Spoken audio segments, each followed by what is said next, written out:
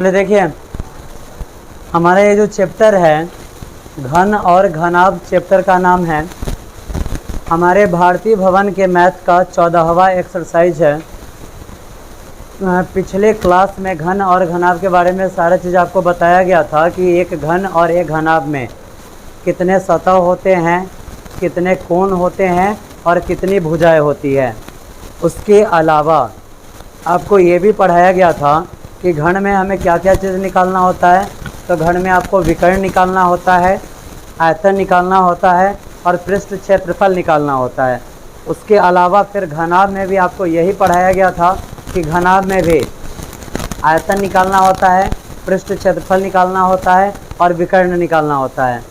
घन और घनाभ दोनों में 4-4 विकर्ण होते हैं, 6 सतह होते हैं, 8 कोण होते हैं और 12 भुजा, उसके 12 जो लाइन होता है यानी कि 12 उसकी भुजाएं होती है।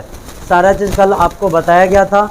घन और घनाभ में सिमिलर चीज़ क्या होता है, तो घन और घनाभ में भुजा की संख्या, सतह की संख्या, कोण की संख्या, ये सब क्या होती है, सिमिलर होती है, मतलब एक जैसी होती है। जितना घन में सतह उतना ही घनाभ में सतह, जितना घन में कोण उतना ही घनाभ में कोण, जितना घन में भुजा उतना ही घनाभ में भुजा, कल आपको बताया गया था। अब दोनों में अंतर क्या होता है, तो कल आपको ये भी बताया गया था कि अगर अंतर करना हो तो एक जो घन होता है, घन वर्ग के आकृति का होता है, वर्गाकार होता है, यानी कि एक घन में लंबाई, चौड़ाई और ऊंचाई नहीं होती है, उसमें सिर्फ भुजाएं होती है और सभी भुजाओं की लंबाई आपस में बराबर होती है। जबकि अगर घनाभ का बात किया जाए तो एक घनाभ में क्या क्या चीज़ होता है, तो एक घनाभ में लंबाई अलग, चौड़ाई अलग और ऊंचाई अलग होता है। कल बताया गया था आपको याद होना चाहिए। अब चलिए, आपके भारतीय भवन का बुक है, एक्सरसाइज 14 है, स्टार्ट जो हो रहा है पेज संख्या 351 है। आप निकालिए, बुक को सामने रखिए ताकि समझने में क्या हो जाए, सहूलियत हो जाए, ठीक है, ताकि समझने में सहूलियत हो जाए। बुक सामने रखिए, क्वेश्चन का डिमांड सुनिए और बनाना स्टार्ट कीजिए, ठीक है। बिल्कुल इजी चैप्टर है। अगर आप जो बैक क्लास में, पिछले क्लास में आपको जो फार्मूला पढ़ाया गया था, अगर आप 6 फार्मूला याद रखते हैं तो पूरा चैप्टर आपसे बिल्कुल ईजिली बन जाएगा, ठीक है। पूरा चैप्टर क्या होगा, बिल्कुल ईजिली बन जाएगा। कल आपको माचिस के डिब्बी दिखाकर आयतन क्या होता है, पृष्ठ क्षेत्रफल क्या होता है, ये भी आपको समझाया गया था। फिर से थोड़ा सा डिस्कस कर लेते हैं।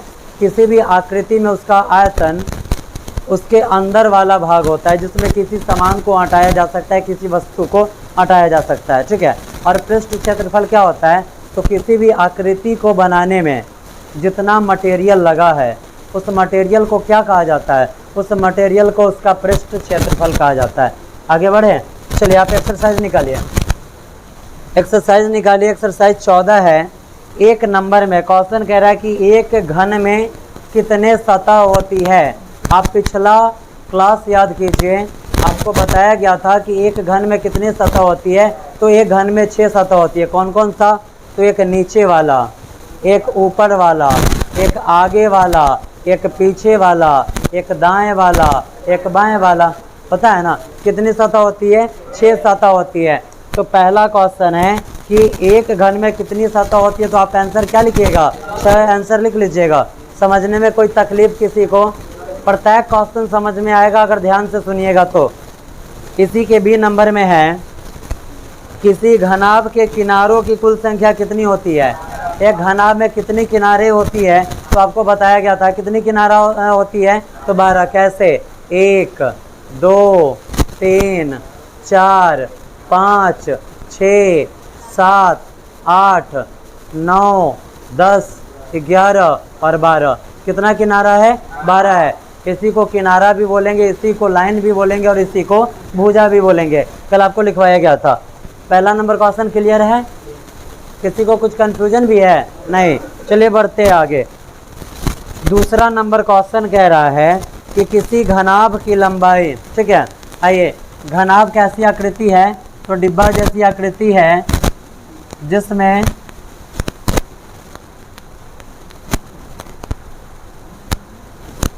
कुछ लंबाई, कुछ चौड़ाई और कुछ ऊंचाई हमें दिया जाता है। ठीक है, अब देखिए क्वेश्चन कौन सा है, दूसरा नंबर है, 2 का ए है।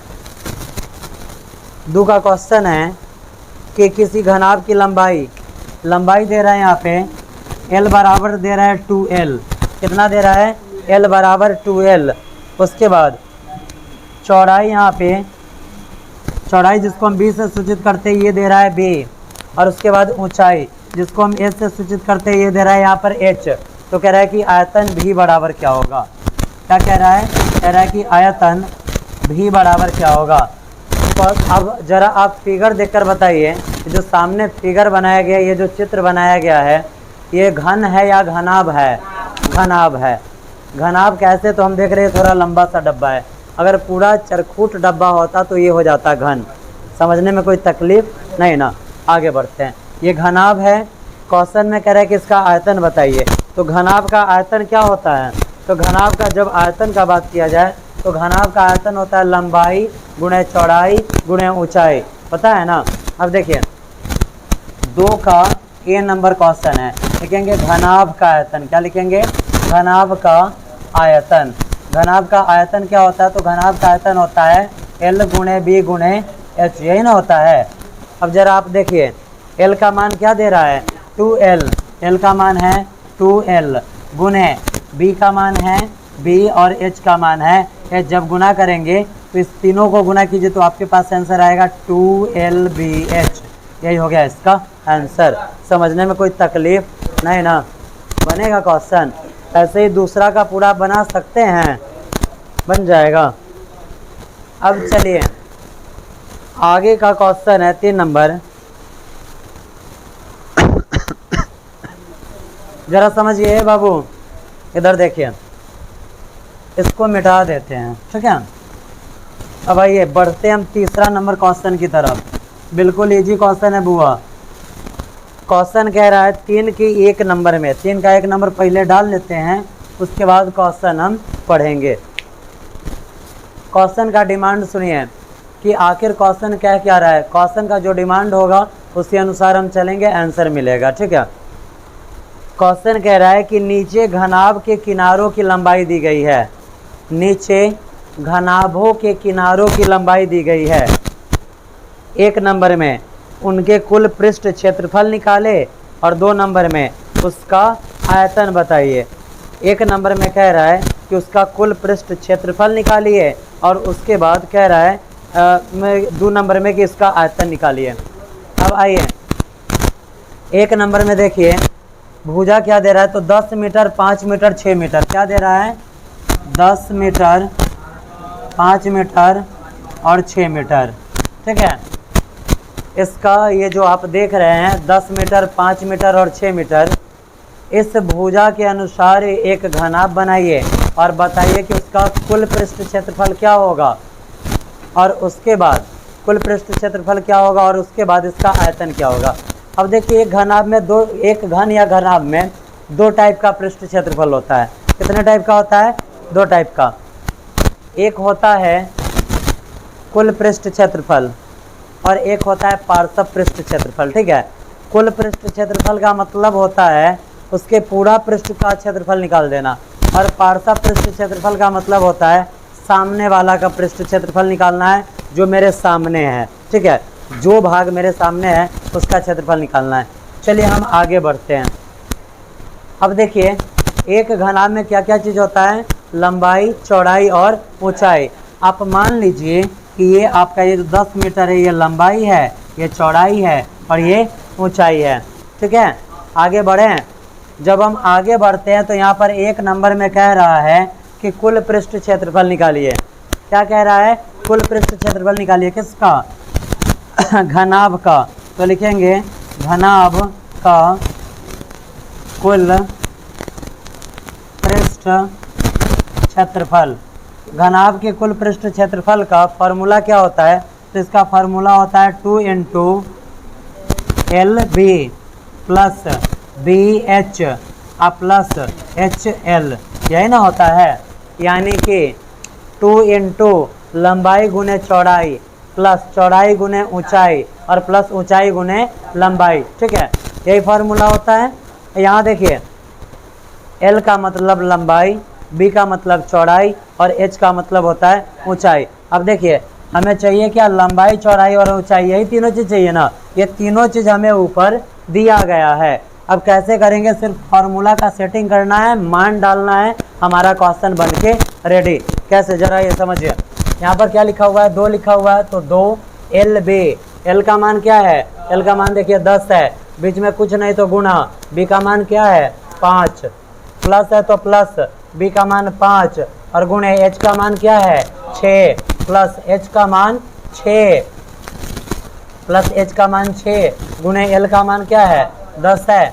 आगे बढ़ा है तो 2 इंटू 10 पचे 50 प्लस 5 छक्का 30 प्लस 6 दहाई 60।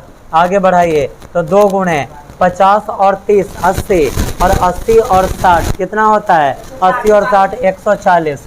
जब 140 में 2 से गुना होगा तो कितना आएगा, जब 140 में अगर हम 2 से गुना कर देते हैं तो हमारे पास कितना आता है 280। 280 क्वेश्चन है मीटर में, तो मीटर और लगा देना है स्क्वायर, यही हो गया इसका आंसर 1 नंबर में। और 2 नंबर में कह रहा है कि इसका आयतन निकालिए। क्या निकालना है, आयतन। तो यहाँ पर देखिए घनाभ का आयतन, घनाभ के आयतन का फॉर्मूला क्या होता है, तो L गुने बी गुने एच, यही ना होता है। बिल्कुल इजी है। L का मान 10, बीच में गुणा है तो गुणा, B का मान 5 गुणा H का मान 6। आगे बढ़ाएंगे 10 पचे 50, आप 50 छक 300, तो 300 और उसके बाद देखिए मीटर। अब जरा देखिए तो यहाँ पे, अब जरा यहाँ पर ध्यान कीजिए, यहाँ पर मीटर स्क्वायर लिखे है, लेकिन यहाँ पर हमें क्या लिखना पड़ेगा। प्रत्येक सिचुएशन में हम देख रहे हैं कि लंबाई और चौड़ाई आ रहा है, तो एगो लंबाई का मीटर एगो चौड़ाई का मीटर, तो मीटर गुने मीटर, मीटर स्क्वायर, ठीक है। लेकिन यहाँ पर एक लंबाई का मीटर, एक चौड़ाई का मीटर और एक ऊंचाई का मीटर, कितना मीटर आ रहा है 3 गो मीटर। तो जब मीटर में मीटर से गुना करेंगे और फिर से उसमें मीटर से गुना करेंगे तो मीटर का पावर 3 यानी कि मीटर क्यूब हो जाता है। यही हो जाएगा इसका आंसर। समझने में कोई तकलीफ नहीं ना। बनेगा क्वेश्चन, आपको होमवर्क 5 तक करके लाना है। कहाँ तक बनेगा, समझने में किसी को कोई परेशानी भी है नहीं ना। चलिए।